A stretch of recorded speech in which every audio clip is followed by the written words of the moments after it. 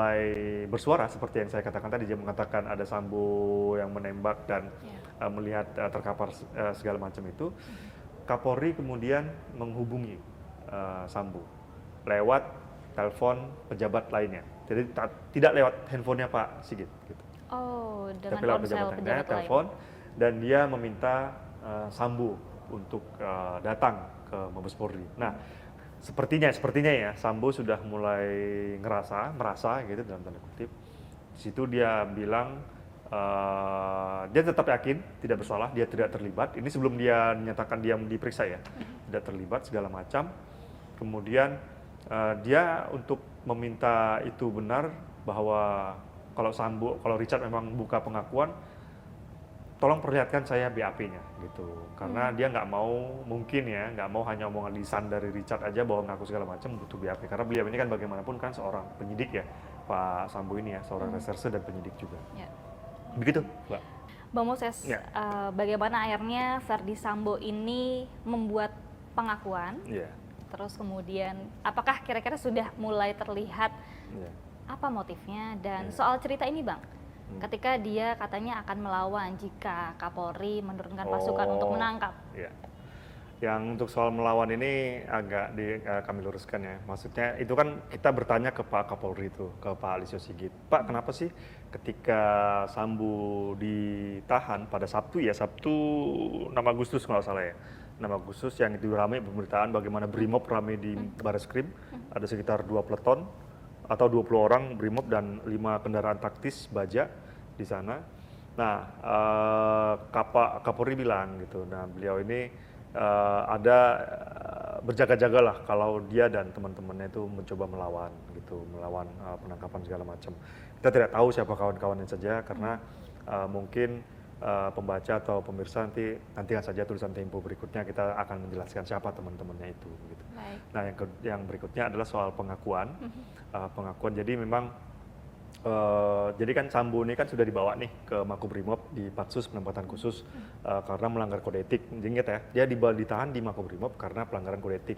Dia dianggap turut menghilangkan barang bukti rekaman CCTV itu yang di rumah di pos satpam kompleks Polri. Itulah dia kenapa dianggap melanggar kode etik. Nah, ketika dia ditahan itu, dia juga kemudian diperiksa oleh penyidik senior, tim khusus. Jadi penyidiknya itu ada tim penyidik khusus, ada inspektorat khusus. Nah, untuk memeriksa Pak Sambo ini, tim khusus dan inspektorat khusus itu langsung dilakukan oleh para petinggi Polri, yaitu para petinggi Polri yang berpangkat komisaris jenderal, yang berbintang 3 gitu. Ada Pak Kabar Reskrim, Agus Andrianto, kemudian ada Pak Irwasum.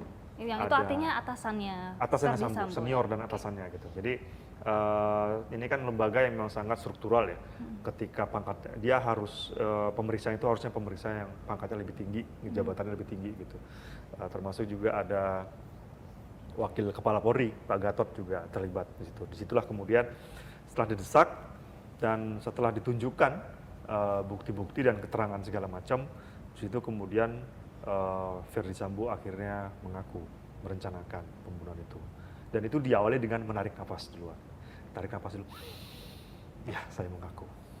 Motifnya polisi sejauh ini tidak menyebutkan gitu, tapi seperti yang harus konferensi pers terakhir di Divisi Humas Makobrimob menyatakan bahwa juga di situ ada Brigjen Andirian Dirtipidum yang mengatakan ini mengganggu Yosua, dianggap merusak harkat dan martabat keluarganya gitu. Nah, sejauh ini Sambo juga kepada penyidik tidak menceritakan secara detail, belum menceritakan secara detail, dan mereka Sambo masih mengatakan yang sama soal harkat dan martabat itu gitu. Nah, yang menariknya adalah polisi juga tidak ngotot gitu, tidak ngoyo untuk mengejar apa yang dimaksud harkat martabat. Jadi harapannya dari beberapa sumber ya, beberapa petinggi yang kita jumpain, mereka berharap biarkan pengadilan nanti yang akan membuka gitu. Karena kalau dari penyidikan ini untuk menetapkan Sambo sebagai tersangka pembunuhan berencana dengan pasal 340 itu sudah cukup, artinya sudah ada 2 barang bukti. Ketika sudah ada 2 alat barang bukti dan sudah apalagi ada pengakuan dari si tersangka, maka motif ini bisa diungkap nanti di pengadilan, begitu. Jadi jangan kebalik. Jadi mencari tersangka bukan untuk mencari motif gitu. Bukan cari tersangka dulu baru motif belakangan, atau cari motif dulu baru cari tersangka gitu. Itu bisa dibalik-balik di penyidikan. Baik. Bang, tapi kita mundur lagi ke kejadian di Magelang. Ini juga ada di tulisan Tempo begitu ya. Apakah benar ada beberapa informasi yang memang menjadi dasar bahwa akhirnya FS melakukan hal tersebut? Tempo kan sempat ke sana ya. Apa saja sih temuan di Magelang itu, Bang? Ya, ini menjadi menarik ya. Bahkan yang paling menarik yang sering menjadi bahan gosip juga. Nah, untuk itulah Tempo mencoba meluruskan apa yang sebenarnya terjadi, dan untuk itu kami mengirimkan tim koresponden juga ke sana, dan akhirnya kita menemukan bahwa beliau punya rumah di sekitar SMA anaknya itu, sekolah anaknya itu. Di sekolahnya itu sekitar, kalau nggak salah sekitar 2 km dari sekolah itu. Dan disitulah kemudian teman di sana juga memverifikasi apakah rumah Pak Ferdy Sambo, ternyata benar rumah Pak Ferdy Sambo. Tapi mereka memang di sana tidak mendengar atau melihat ada keributan. Nah, cuman ada informasi menarik ini yang muncul dari Kepala Polres Magelang.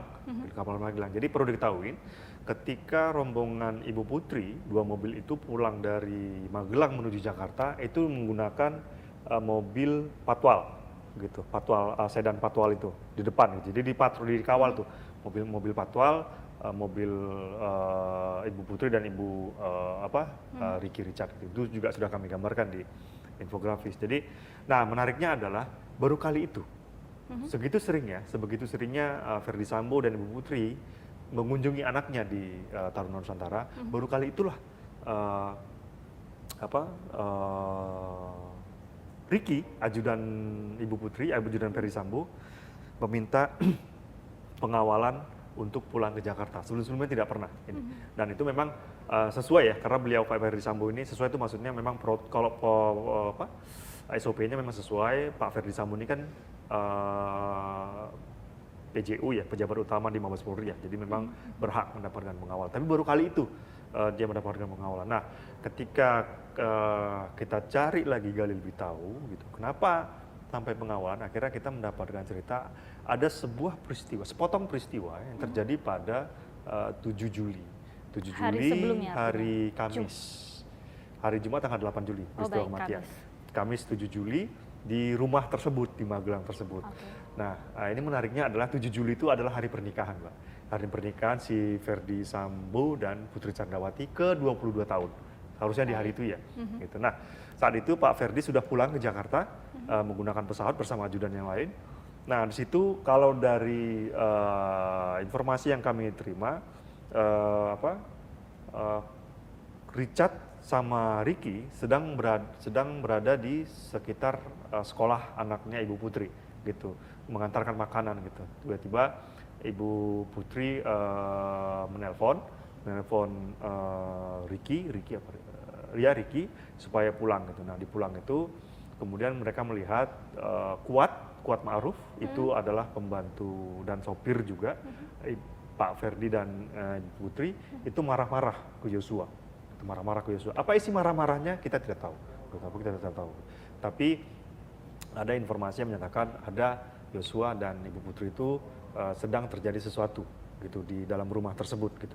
Nah, ketika keributan ini terjadi, Bribka Ricky itu masuk ke kamarnya Yosua, langsung menyita senjata api laras panjang dan pistol HS-9 punya si Yosua. Disitalah kemudian oleh si Ricky. Begitu, Mbak, kira-kira.